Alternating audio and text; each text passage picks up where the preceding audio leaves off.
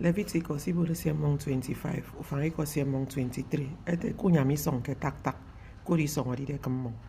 aworo te ku bo wo mpo ku yona ma wo mpo ken sinsi uri mu keme ke keme na ma wo mpo ken sinsi ko do Jehova keme ni bo wo ku bok fonsiu nso mpo iri mpo mi ekeke bo de fie mi munyene ki fio kubanga mebi eke bo fi ke nyene fen ekere te ke bo fi ekule yufu nyi nam fio di on te ka ba se nyeno keme ni fi ang bo ku bok me mpo so wo de keke bo de fi mpo me ke bo fi unen e bo fi ndo e bo fi ni sofu e bo fi mbuberefu e bo fi kusunga fene ke mu kunyene ki do nyeno banga idoro nyen mo te ke Jehova te ku bo wo mpo ke tak ku bo wo mpo frefri ku bo wi songo mi frefri ko di songo di Jehova nyene usire nyame amaso video mi yang di bonga kam yefo e di se ke bo de fi ke nyene fen mu nyene ki fi obanga ko du Jehova kan fremi me di do ya heaven e bo e fi ya no fi atai da do kenyang Jesus amen ye ko so de video mi yin wasine men ki da video mi o comment a like ko yin wa share ba nguton ko mi se ke bo de fi ken kanu bo e mo fi ya no fi ko do won no kiri nyene ko ne ni na ma yong bo ken sinsi utri yong bo modu di ni yong bo do tre ki son futon ale ken frem